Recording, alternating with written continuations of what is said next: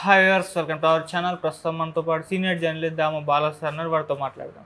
నమస్కారం సార్. నమస్తే. సార్, మచిలీపట్నంలో జనసేన నాయకులకు టీడీపీ నాయకులకు మధ్య వార్ నడుస్తుంది సార్. ముఖ్యంగా టీడీపీ నాయకులు జనసేన వాళ్ళ ఇండ్లపైన దాడి చేసి ఒక జనసేన నాయకుడితోటి టీడీపీ నాయకుని కాళ్ళు పట్టించుకున్న వీడియో కూడా ఇప్పుడు సోషల్ మీడియాలో వైరల్ అవుతుంది సార్. దీని పట్ల పవన్ కళ్యాణ్ గారు కూడా ఆగ్రహం వ్యక్తం చేశారంటున్నారు. మరి మొన్నటి వరకు టీడీపీ వాళ్ళ వైసీపీ వాళ్ళపైన ఇటువంటి దాడులు చేశారు. మరి ఇప్పుడు అలయన్స్లో ఉన్న జనసేన పైన చేయడం ఏంటి? అసలు ఏం జరిగింది అక్కడ? మీరేం చెప్తారు సార్? యాక్చువల్గా టీడీపీ ఏర్పడడమే రివెంజ్ మోడ్లోకి వెళ్ళిపోయింది. వైసీపీ నాయకుల మీద, వైసీపీ కార్యకర్తల మీద అనేక చోట్ల దాడులు చేయడం అనేది చూస్తున్నాము. పోలీసు ఆధ్వర్యంలోనే జరుగుతున్నాయి. మొన్న కూడా పల్నాడులో జరిగింది, అమరావతిలో జరిగింది, అంతకుముందు పొంగనూరులో జరిగింది. ఇలాగా అనేక చోట్ల తాడిపత్రిలో జరిగింది. ఇలాగ అనేక చోట్ల వైసీపీ వాళ్ళ మీద తెలుగుదేశం నాయకులు కావచ్చు, కార్యకర్తలు కావచ్చు దాడులు చేస్తున్నారు. పోలీసులు కూడా నిస్సహాయంగా చూస్తున్నారు. నిన్న కూడా మనం విజువల్స్ చూస్తే అతను ఆపలేకపోతున్నాం. పోలీసుల గుంపులో దూరి మరీ కర్ర తీసుకొని కార్లు వాటి మీద కొడుతూ ఉన్నాడు ఒక అతను. పోలీసులు ఏం చేయలేకపోతున్నారు. సో అదే వైసీపీ వాళ్ళని అయితే లాఠీచార్జ్ చేసి కొట్టేవాళ్ళు. గతంలో వైసీపీ ప్రభుత్వం ఉన్నప్పుడు సేమ్, అప్పుడు తెలుగుదేశం వాళ్ళ మీద లాఠీచార్జ్ చేసేవాళ్ళు, వైసీపీ మీద చేసేవాళ్ళు కాదు. సో ఇప్పుడు ఏ ప్రభుత్వం వచ్చినా తమ ప్రత్యర్థి పార్టీ మీద దాడులు చేయడం. మొన్న ఆమె ఎవరు అఖిలప్రియ ఓపెన్గానే చెప్తుంది కదా, నా దగ్గర కూడా ఒక రెడ్ బుక్ ఉంది, 100 మంది లిస్టులో ఉన్నారు, ఒక్కొక్కరిని తాడదీస్తానని ముందే చెప్పే కదా, తీయకుండా ఎందుకుంటానని ఆమె ఓపెన్గానే ప్రకటిస్తుంది. అంటే ఎవరికి వాళ్ళు ఇక్కడ ఆ ఏరియాకి సామంతరాజుల్లాగా బిహేవ్ చేస్తున్నారు. ఇది నా అడ్డ, ఇది ఒక డెమోక్రసీ, దీనికి ఒక వ్యవస్థ ఉంటుంది, అవేమీ పట్టించుకోవట్లేదు. ఇది నా అడ్డలు, నాకు కూడా ఒక రెడ్ బుక్ ఉంది. సో ప్రతి సామంతరాజుకు కూడా ఒక రెడ్ బుక్ ఇచ్చినట్టుగా లోకేష్ కనబడుతుంది. మీ ఏరియాలో మీరు రెడ్ బుక్ తీసుకొని పేర్లు రాసుకొని కొట్టండి అన్నట్టుగా ఉంది. ఒక పక్క చంద్రబాబు ఏమో రివెంజ్ వద్దు, మనకి అభివృద్ధి ముఖ్యం, సంక్షేమం ముఖ్యం ఆయన మాట్లాడుతున్నాడు. కానీ ఆయన మాటలు కూడా ఎవరు వింటున్నట్టుగా కనబడలేము. మరి నిజంగా ఆయన గట్టిగా కంట్రోల్ చేయాలని ఆయనకుందా, లేకపోతే నేను అలా మాట్లాడుతున్నా మీ సంగతి మీరు చూసుకోండి అంటున్నాడా తెలియదు. మరి లేదంటే ఇప్పుడు ఆయనకు కూడా చెడ్డ పేరు కదా, అసమర్థ సీఎం అనే పేరు వస్తుంది కదా. ఆల్రెడీ తెలుగుదేశం వాళ్ళే మావాడు వేస్ట్ గురు అని మాట్లాడుతున్నారు బయట మనకి. అంటే వాళ్ళ అర్థం వేరే అనుకో, దాడులు చేయట్లేదని వాళ్ళు మాట్లాడుతున్నారు.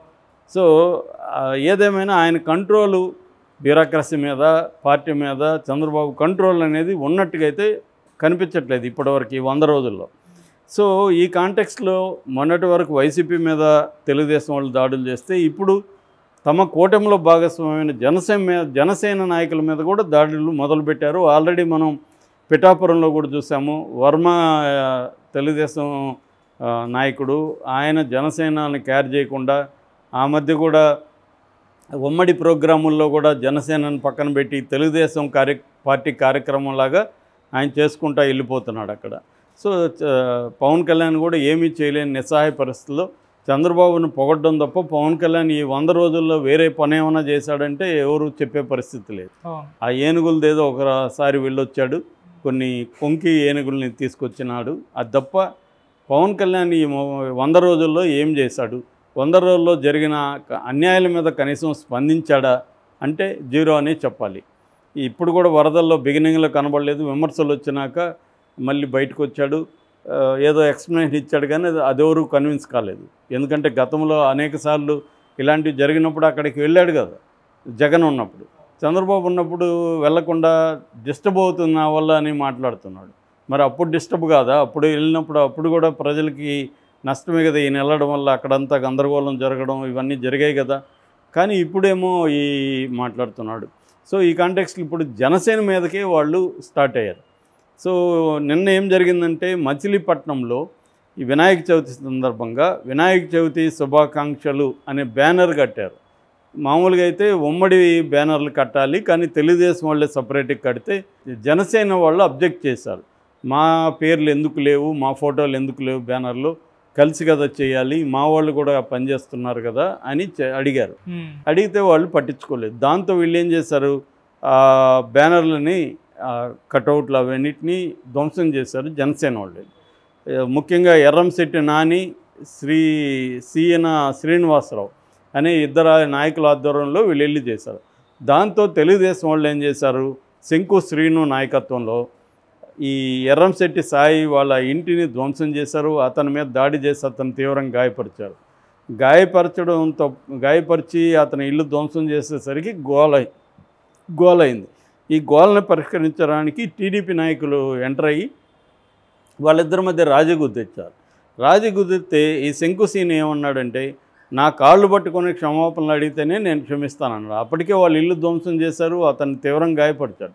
అది కూడా తనకు సాటిస్ఫై కావాలి శంకుశ్రీని. నా కాళ్ళు పట్టుకొని క్షమాపణ అడగాలన్నాడు. కాళ్ళు పట్టుకొని క్షమాపణ అడిగాడు. జనసేన నాయకుడు ఎర్రంశెట్టి నాని శంకుశ్రీను తెలుగుదేశం నాయకుడి కాళ్ళు పట్టుకొని క్షమాపణ అడుగుతున్నాడు. ఆ వీడియో వైరల్ అయింది ఇప్పుడు. సో దీని మీద పవన్ కళ్యాణ్ ఆగ్రహం వ్యక్తం చేశాడని వార్తలు వస్తున్నాయి, కానీ నేనైతే నమ్మట్లేదు. పవన్ కళ్యాణ్ ఆగ్రహం వ్యక్తం చేసే పరిస్థితి లేదు. కంప్లీట్గా అతను ఈ 5 ఏళ్ళు కట్టప్ప కంటే మంచి బిరుదు సంపాదిస్తాడు పవన్ కళ్యాణ్. చంద్రబాబుకి లాయల్గా ఉంటూ చంద్రబాబుని పొగడడం తప్ప ఇంకో వేరే పని చేయడు. ఈ 5 ఏళ్లలో చేసేది 3 నెలలు చూస్తే మాత్రం చేయడని మనకు అనుభవం. ఏమన్నా మార్పు వస్తుందేమో తెలియదు, కానీ అతనికి ఆగ్రహం వ్యక్తం చేసే సీను లేదు, చేయడు కూడా. మీరు కావాల్సి చూస్తామనండి, ఇంకా ఇలాంటివి అన్నీ జరుగుతాయి. జనసేనల మీద దాడులు ఇంకా పెరుగుతాయి. ఎందుకంటే వీళ్ళు మా డిప్యూటీ సీఎం కదా, మా పరిపాలన కదని మేము కూడా భాగం అవ్వాలని వాళ్ళు పాపం ఆతృతగా వస్తారు. తెలుగుదేశం వాళ్ళు రివెంజ్ మోడ్లో ఉన్నవాడికి అదేదో కేఎన్వై పతంజలి నవల్లో కథ ఉంటుంది. వాడు సార్ మన ప్రత్యర్థులు శిబిరంలో నా బంధువులు ఫ్రెండ్స్ ఉన్నారు, వాళ్ళని ఎలా కొట్టేది నేనంటే, వాళ్ళనే కొట్టమని నీకు ఎవడరా చెప్పాడు, మన క్యాంపులో ఉండేవాళ్ళని కూడా నీకు కొట్టాలనిపిస్తే కొట్టు అంటాడు. సో అలాగా వైసీపీ వాళ్ళని కొట్టాలని ఏముంది, జనసేన వాళ్ళు కూడా కొడదాం అనిపిస్తుంది కదా, ఆ మోడ్లోకి వెళ్ళిపోయారు.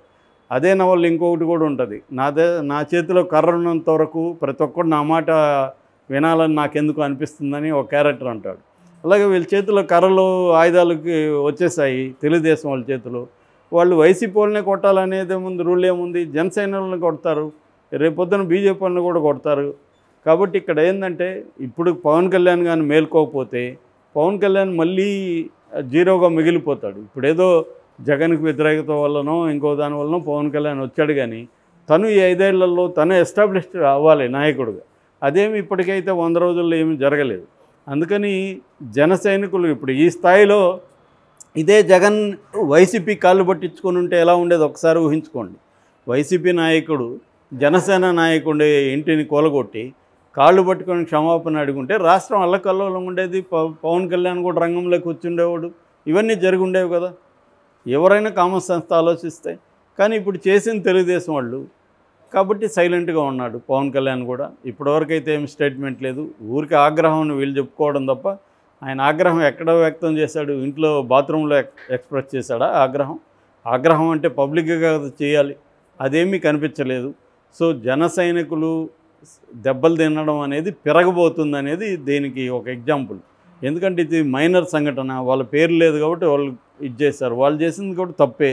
ఎందుకంటే వీళ్ళు బ్యానర్లు కట్టినప్పుడు వీళ్ళు పోయి దాన్ని చేయకూడదు, మహా అంటే కంప్లైంట్ చేయాలి. తీశారు, తీసిన తర్వాత వీళ్ళు వెళ్ళి వాళ్ళ ఇల్లు కూలగొట్టడం అనేది ఇంకా ఘోరం. తీస్తే దాని మీద కంప్లైంట్ ఇవ్వాలి రూల్ ప్రకారం, పోలీసులు వాళ్ళని అరెస్ట్ చేస్తారు. అది వదిలేసి వీళ్ళు అతన్ని కొట్టడం, అతన్ని ఇది తీసుకోవడం అంటే చట్టాన్ని తమ చేతుల్లోకి తీసుకోవడమే. సో తెలుగుదేశం వాళ్ళని కంట్రోల్ చేయకపోతే చంద్రబాబు, రేపు చంద్రబాబుకే కష్టం. మీడియా మేనేజ్మెంట్ అనేది ఒక ఎక్స్టెంట్ వరకే పనిచేస్తుంది తప్ప కంప్లీట్గా మీడియా మేనేజ్మెంట్ ద్వారానే అన్నీ చేసుకుందామంటే ఒకసారి వర్కౌట్ అవుతుంది, ఒకసారి వర్కౌట్ అవుతుంది. 2014లో వర్కౌట్ అయింది, 2019లో చంద్రబాబుకి వర్కౌట్ అవ్వలేదు, మళ్ళీ ఇప్పుడు వర్కౌట్ అయింది. మళ్ళీ నెక్స్ట్ వర్కౌట్ అవుతుందా లేదో తెలియదు. అందుకని